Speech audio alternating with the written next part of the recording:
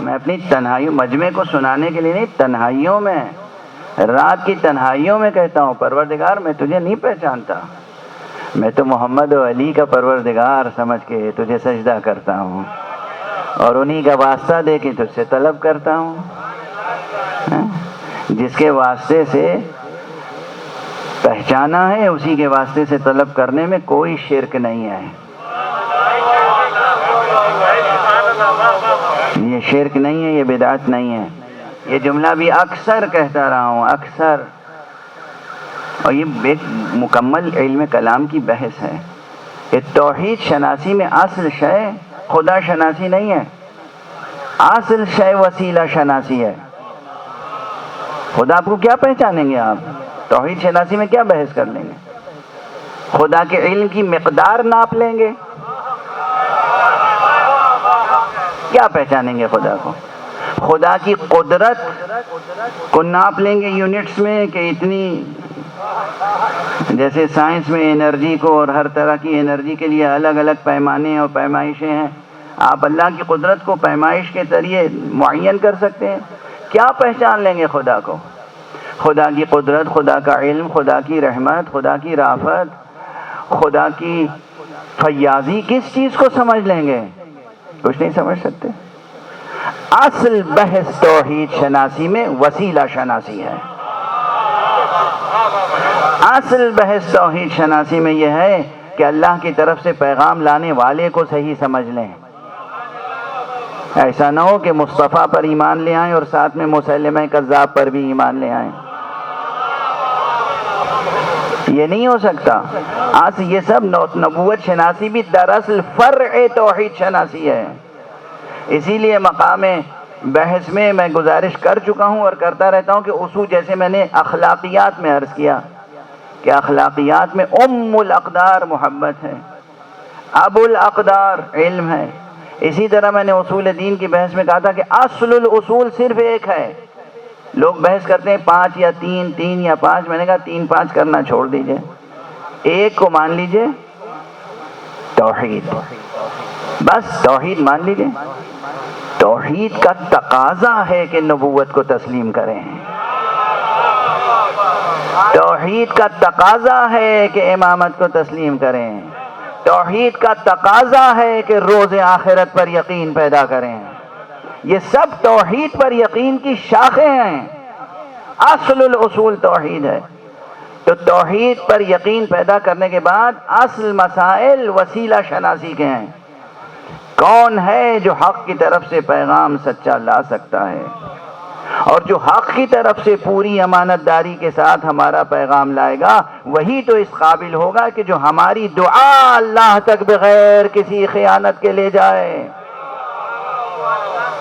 تو مقام دعا میں بھی اگر توسل محمد و آل محمد علیہم الصلاۃ والسلام سے کیا جائے، انبیاء سے، اوصیاء انبیاء سے، تو یہ کوئی شرک نہیں ہے، کوئی بدعت نہیں ہے.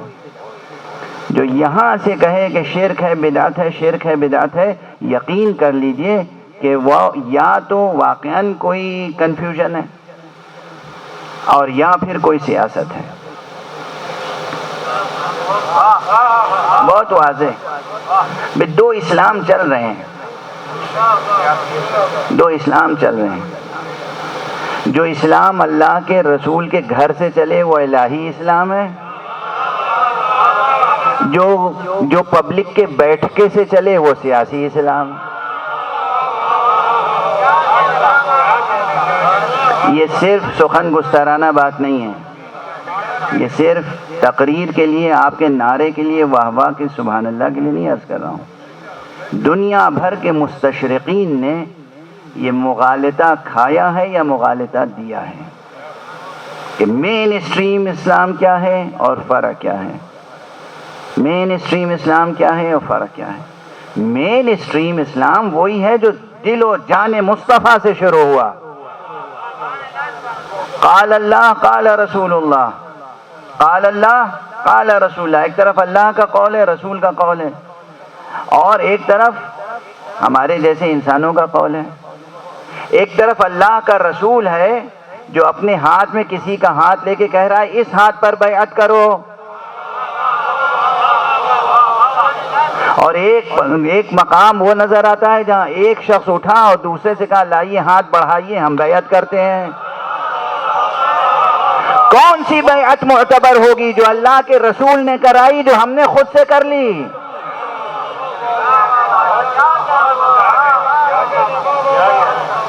جو اللہ کے رسول نے بیعت کرائی وہ بیعت ہوگی الہی، وہاں تقدس ہوگا، وہ ہے مین اسٹریم اسلام. دھوکہ نہ کھائیں نہ دھوکہ دینے کی کوشش کریں،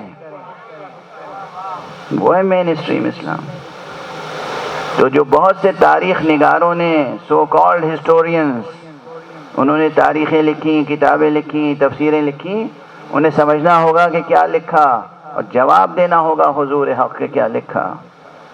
جواب دینا ہوگا اللہ سبحانہ و تعالیٰ کے حضور میں کہ کیا لکھا اور کس کی خوشنودی کے لیے لکھا. جو خانہ مصطفیٰ صلی اللہ علیہ وآلہ وسلم سے چلے گا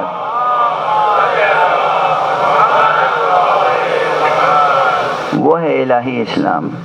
اور باقی سیاسی اسلام تو کہیں سے بھی چل سکتا ہے.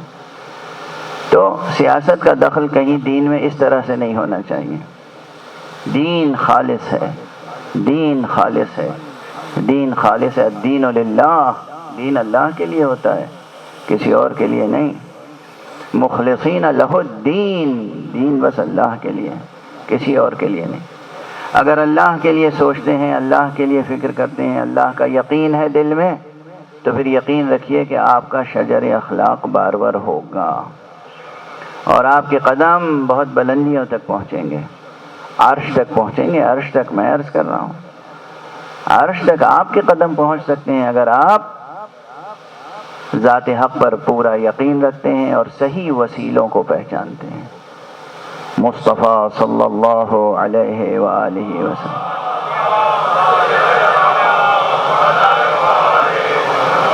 ذات گرامی خاتم النبیین کی معرفت انسانوں کو حاصل نہیں ہے.